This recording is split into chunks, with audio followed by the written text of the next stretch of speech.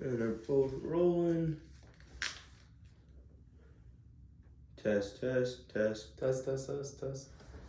Check 1 2. Check 1 2. 3, 2. What's up, everybody? Welcome to Resolution Podcast. So this is part 2 of how I got started with my profession, how I became a chiropractor, how I started my business. So if you haven't listened to the first part, check out the first part before you listen to this part. But basically, I left off lastly at the guy that was walking by in Staples, and he said that he's gonna go to a chiropractor tomorrow. And I told him I was just out of desperation. I said, "No, you're gonna come see me tomorrow." And so from then on, we said he grabbed my card. He's like, "Oh, okay." And as soon as he said that, as soon as I said that, I was like, wow, that was kind of rude. I mean, I'm not gonna lie to you. I was like, wow. I mean, the guy already had an appointment somewhere else. But I was so desperate. I was like, I gotta get something. I can't just be talk to nobody at Staples. I spent all these hours here. So and the guy was like, oh, okay, yeah, I guess I'll come see you.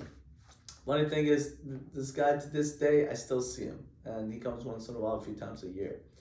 He's a good guy. So long story short, so he grabs my card. I give him my card. I give him an appointment on the spot. I was like, okay, you're gonna come this and this and that. What day is good for you? You know, I had all the availability you wanted. So I've never had. That was my first patient ever.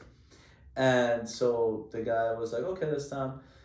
So I go to my office, and the day comes that he decided to come, and I wait, and he shows up, and I was so excited. I was like, wow, I can't believe this worked. This is great. But you know, I got one person out of all the time, so I was just like, I was nervous. That was my first patient. I didn't know what I was doing. I just started practice. So I go along with it. You know, back in the day, I was trying to look like a doctor as much as I had a white suit on, I had a tie on. I was looking professional as you could be, because my office, if you guys listen to part 1, you'll see it was a tiny room that was renting for $200 a month.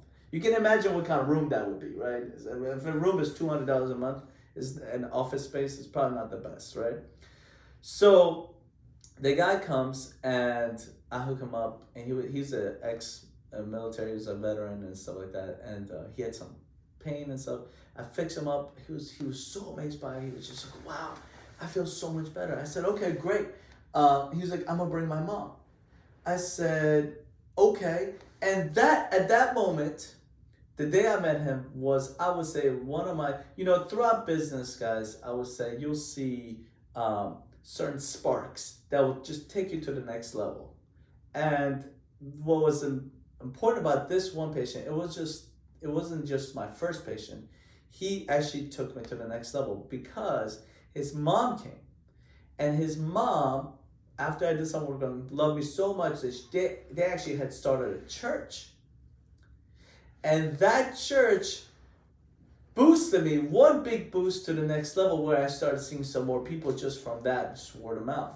So that was one of my big boosts that I got throughout business. And so at that angle, I'm going through the motions here. I'm starting to kind of get into the routine of it, but I still needed to make some real money, because it wasn't enough to survive, because my student loans kicked in 6 months later, and I was like, I gotta work somewhere. So I started looking at some jobs. Chiropractic profession has some coverage. You can cover for doctors that are either sick or they're out of town, on vacation, or something. So I found this doctor that said, oh, yeah, he broke his leg. And he was like, I need somebody 3 times a week. I said, okay, sure. So I decided to, actually 5 days a week, sorry, all week. But certain days it was a little bit less hours than other. And I said, okay, sure. So I'm working there. So this place is all the way in Solomon Island. And I used to live in Maryland at the time, but it was still an hour and a half away from me from my house. And then it was an hour and a half to Springfield, Virginia, to my office. And then my office was 40 minutes from my house. So what would happen is that I would go there. I have to be there at 9 a.m. So I leave around 7:30. I get there by 9 a.m. I drive all the way to Summer Island, hour and a half. Work till 7 o'clock at night. Leave at 7. Get to Springfield at 8:30 or so, and work from 8:30 p.m. to 12, 11, 12, sometimes 12:30 a.m. p.m. I guess 11:30 p.m. 12 a.m. And so it was a lot because I would leave at 7, come back, and then I would take 40 minutes back. So I'm driving an hour and a half there, and I'm driving an hour and a half to Springfield, Virginia, and I'm driving 40 minutes back home. So that's about 3.5 hours, 3 hours, 40 minutes of driving every day. I did this. And it was just getting really tiring. So I started, but it was good money because I was making some money now. It was getting a little bit more stable so that I can live and then not depend on my office for money, hardcore. At the time I was living in my in-laws' basement and stuff like that, so I was trying to kind of get myself out, pay the student loans a little bit. So long story short, well, maybe long story long, honestly, because we have the time. I started working for I started looking to see if there's another practice that I can work for that's a little bit closer. And I found one that was affiliated with University of Maryland Medical School. And I always wanted to work in a medical school. So I called the guy, I said, for an interview. I go to him and I say, hey, listen, this and this and that. He's like, okay. He looked at my resume. I have a spectacular CV. So he was just like, boom, on point. He's like, you're hired. I was like, okay, cool. But just so you know, I have another office in Springfield. I'm working there too. I can't work here full time. He's like, well, I only hire full time. I need a full time job. I said, so what is your jobs? What are your hours and stuff? He said, well, all my doctors work about 35, 40 hours a week. As long as you can figure that out, I don't mind. I said, okay, so can I work for you 7 a.m. to 7 p.m. Monday, Wednesday, Friday? And I don't have to come to you Tuesday, Thursday. He's like, okay, that's fine. So I'm working Monday, Wednesday, Friday. Now I got a full-time salary, stable, about 40 minutes from my office. I don't have to drive there. And then I'm going to my office Tuesday, Thursdays, and Saturdays. I was like, yes. So I'm making like 6-figure salary. I'm kind of coming to myself, plus the fact that I'm working in an office here. So it came out to a point I was like, I can breathe now because I was paying off the student loans and stuff. Even though I was making a lot of money, I was still paying off a lot of loans. So, it was hard there was no money, but it was kind of nice to kind of break a dent into the debt. So coming down to it, I worked there for a couple years, so I contacted the guy. I said, well, I'm to kind of talking to my boss, and at the time I'm like, listen, you told me that you're gonna get into University of Maryland, and actually that was part of the negotiation table where I was like, okay, I'll work for you full time, but you have to try your best to get me into University of Maryland. He's like, okay, that was part of the negotiation. So, you good? Yeah, keep going. Oh, okay. If it moves, I'm just gonna use the. Oh, okay, gotcha.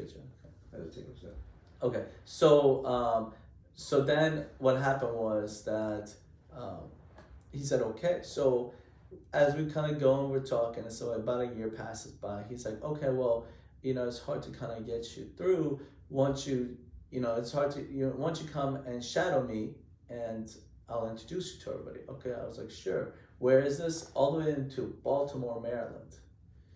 And it's kind of far, as you guys know, Baltimore, Maryland, from where I'm at. It was about an hour or so, but with traffic coming back, it was like 2 hours. It was wild. And so after about a year, he allowed me to come and shadow him. So I'm going to the hospital with him. And what happens were the hours, it's a Thursday, okay, great, which actually worked out, from 2 to 7 p.m.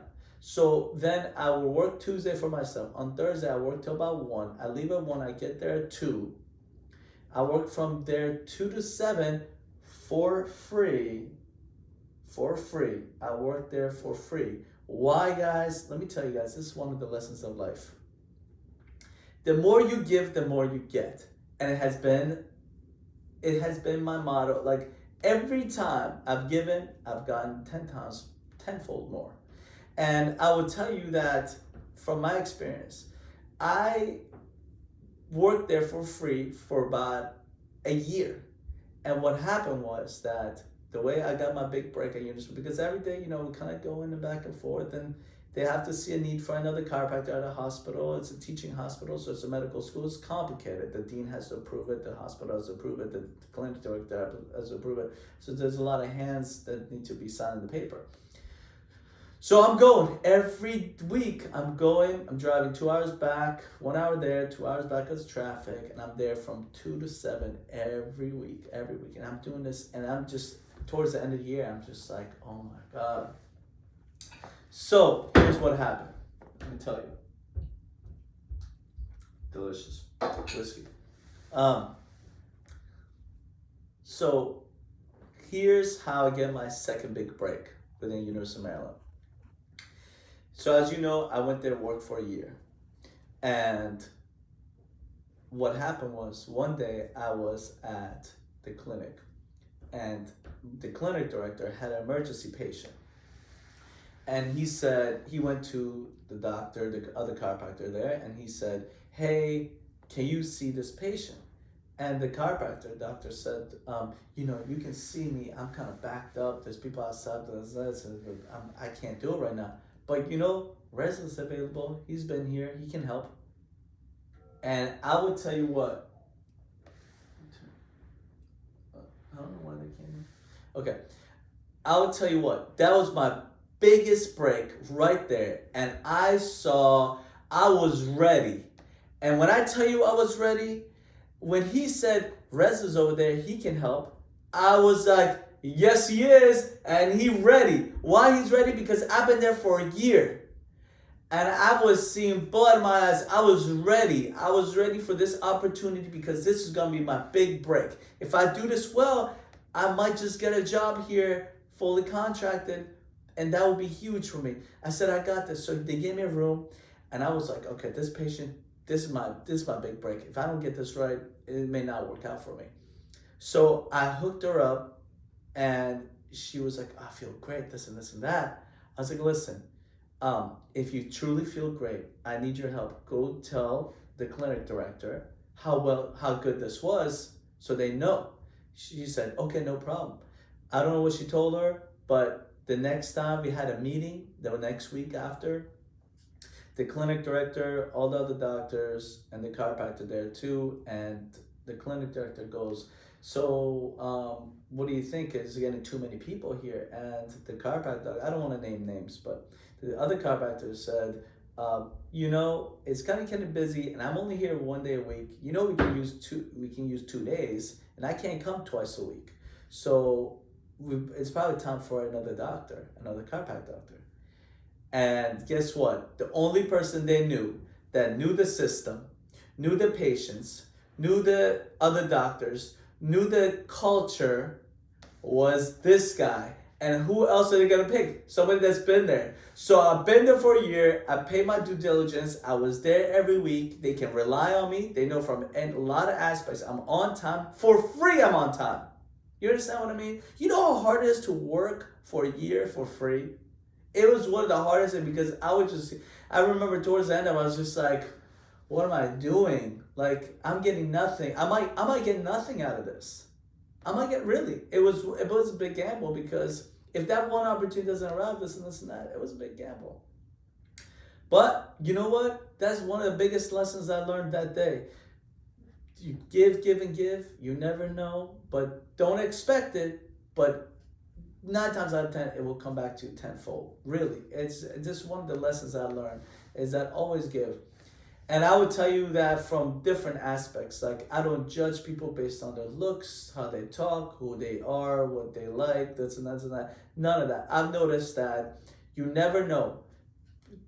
You never know what kind of person they are. You never know. You cannot judge someone based on any other aspects. And that's the second thing I learned in practice.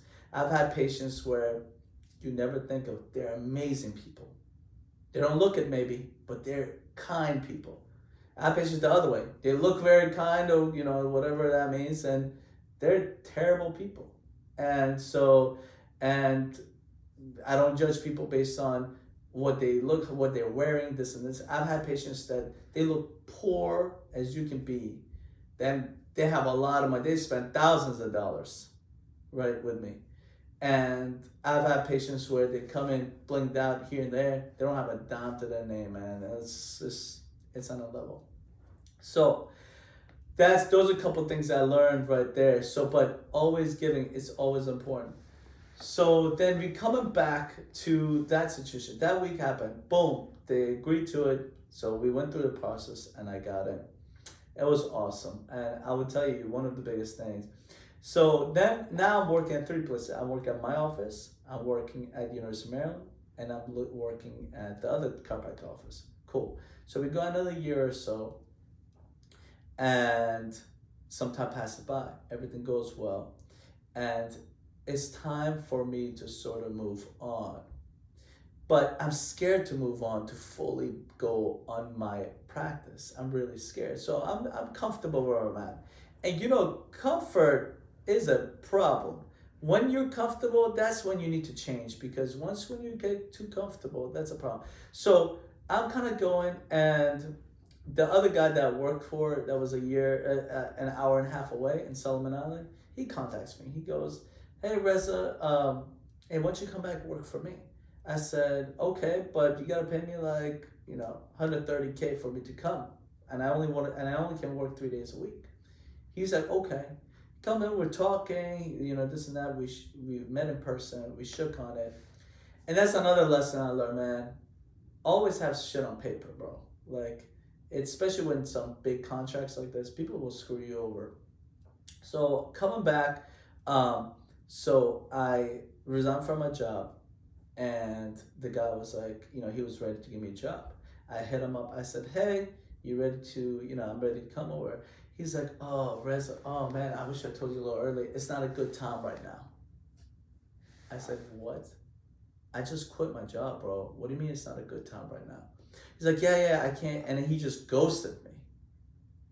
And I was like, oh my God.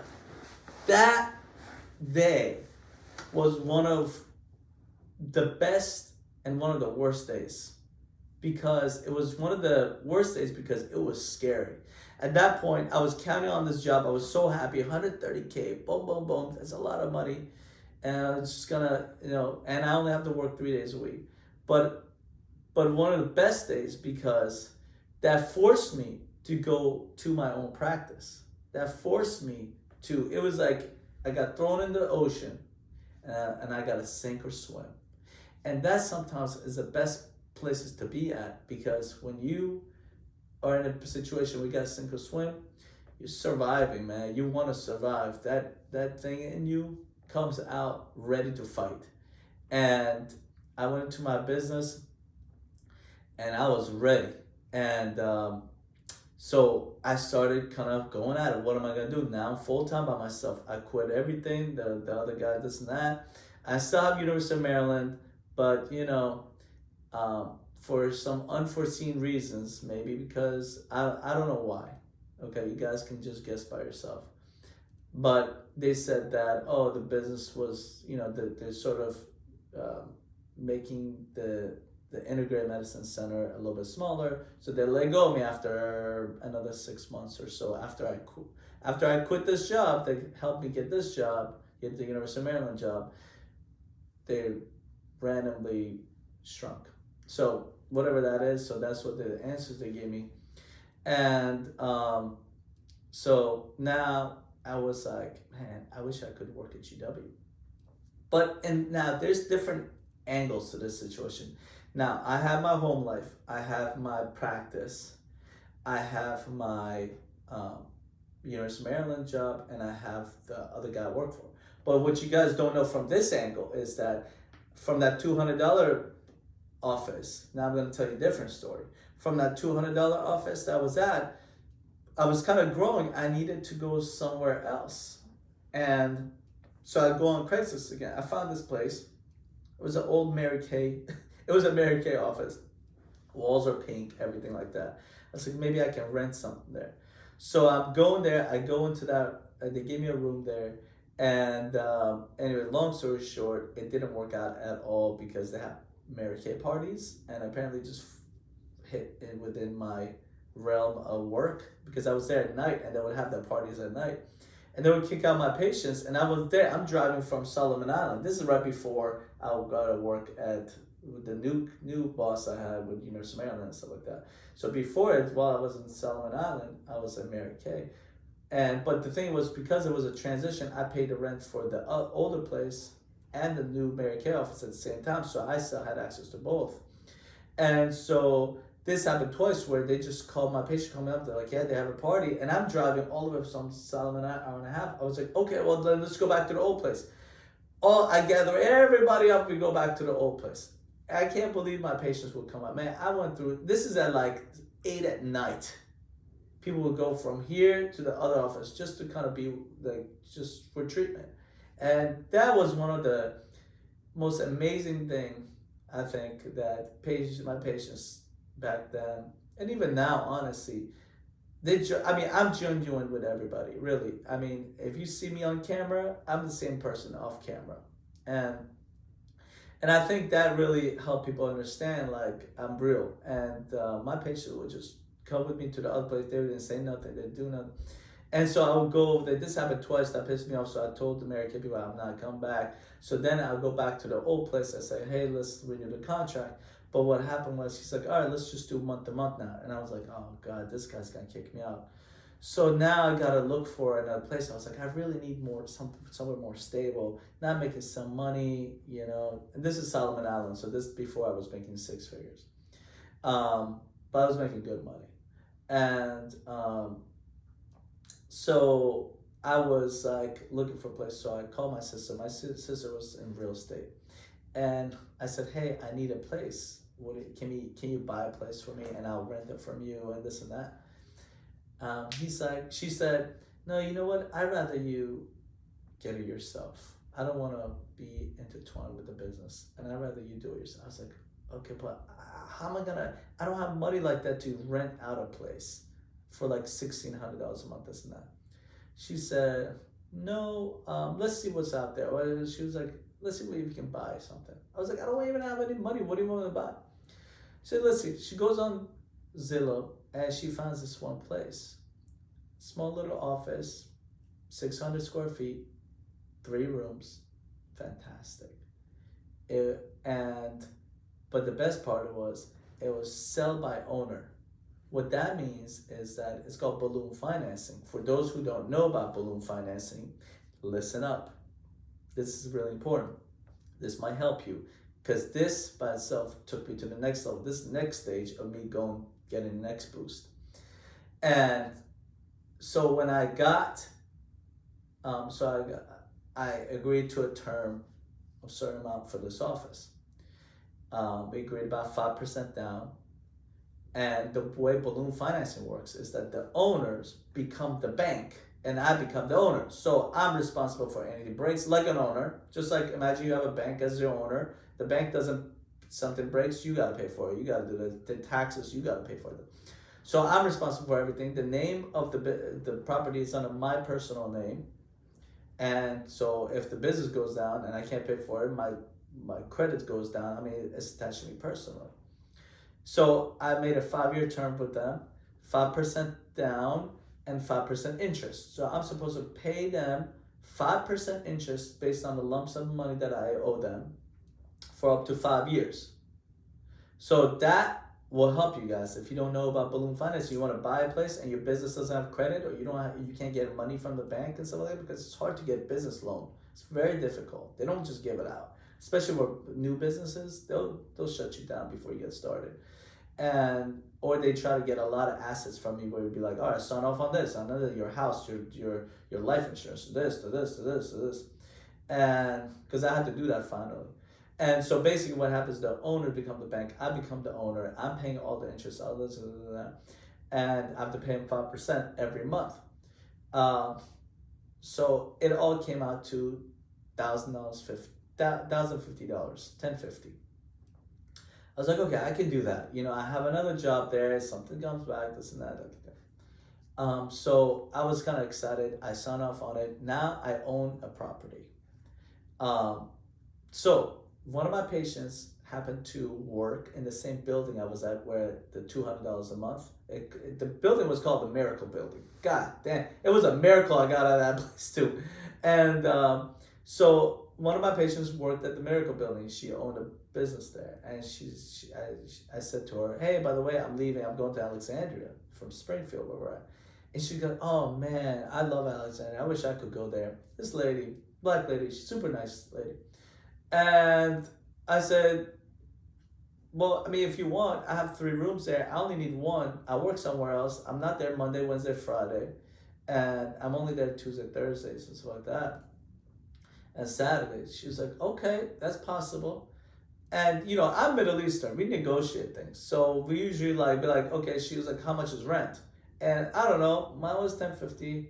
And I was expecting her to negotiate. So I said $1,100. And she said, "Oh, that's not bad. We can do that." I was like, "Oh, snap. Wow. Yo, I just got caught up in." So let me get this right. I get to have an office for myself. I get to have the biggest room there, which was kind of cool. It had a waiting room now. Now I had a waiting room. I get to not be kicked out of there left and right. And I make $50. Not only I don't have to pay rent, but I make $50. That was awesome. That was one of the ones. And so she moved in, but before I tell you she moved in, she actually backed up for a minute, and I was just heartbroken. I'll tell you that. That was, But then she worked it out, and she was able to move in. And so anyway, so she came in. It was all cool. Everything was good. She's super nice. She had a couple of staff members, and she made my office look a little bit more presentable because they had more stuff there. It kind of made it nice. And so we went along, and as time goes by, this is the time where I also work at the University of Maryland for that other guy as well. So now I'm transitioning. So there's a lot going on, a lot of missing pieces here, where a lot of tentacles, I would say, where I'm doing this over here, I'm doing that over there, and I'm doing this over here. And at the same time over here, I'm having a baby. I have my first baby. There's a lot going on in my life. I have so much stuff going on. But that's how it is, man. You gotta pay attention to a lot of different things when you're a business owner, especially in the beginning. And then as things get better, then you start to, as soon as possible, you hire people to help you and kind of get everybody to the next level. And so at this point, I'm over here, I'm everywhere, and going back to University of Maryland, I go through that phase that I just told you. And now I'm kind of growing out of my small little 600-foot office because those other people are in there. Now I have 2 choices. Either I have to leave or I have to not re-sign their new contract. And I kind of like them. They're really nice people. I don't want to put them in bad predicaments. So I'm just kind of looking around to see what I can do. The office next to me, where I'm at currently, was for rent for months. I don't know, it was bad timing or so, they couldn't give it to rent. Then, so because it was rent for months, then they put it for sale. I was like, okay, I still don't have money, but I learned this new thing called balloon financing from my current position. So I called them up. I was like, well, what am I gonna lose? I was like, hey guys, I'm right here, 204, and I'm a chiropractor. I need a bigger office. And have you heard of balloon financing? And then I was like, yo, this is a long shot, right? So they said they were interested in that because they were sort of desperate. So I got a good term. I'm just letting you know you're good. You can't hear that. You can't hear what? Oh, did you hear that? Yeah. Oh, the sound? The battery. Okay, gotcha. So Also, it's nearing the 29-minute mark, but we talked for about 2 minutes. Okay, so then I'll put in a cliffhanger here then. Okay. Let's see.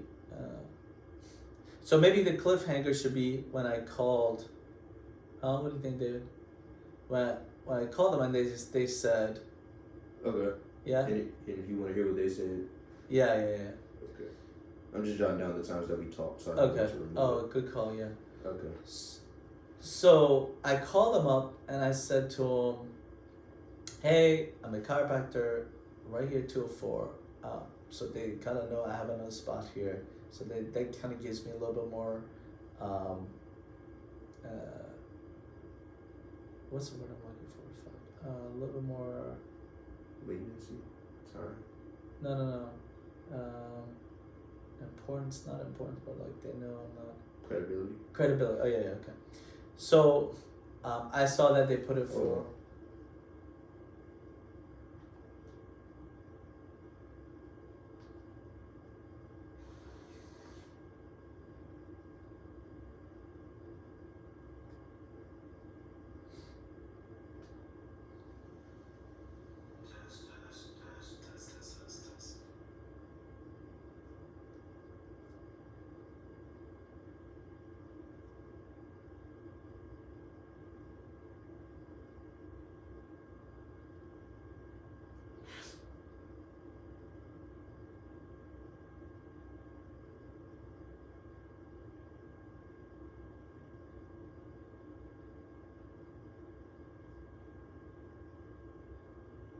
Alright, well I just learned something new about my camera today. What happened? Turns out, oh no, nothing bad happened. But we were at 29 minutes and it just stopped. So it turns out I can only record 30 minutes at a time. Oh, okay. So, but last time I kept stopping and going, so it never really got to 30 minutes. I see. But I'm glad we talked for that Yeah, couple seconds. okay, good call. Okay. So let's just do an ending. So, where were you at? Gave you more credibility? Yeah. 3, 2. So, what the fuck? Okay, so. Should I do it again or? Yeah, 3, 2. So I called the number that was the office for sale, and I said, hey, listen, I'm right next door. I actually own a property right here, so that actually gave me some credibility. They know I'm not BSing, and I need a bigger spot, and I was interested in buying your location. But the thing is, I don't really have any money, and I want to buy it balloon financing. And they said, actually, I'm going to leave that for part 3. So tune in for next week to learn what happened on what they actually said and how it went about the process there. Till next time. Sweet. That was awesome.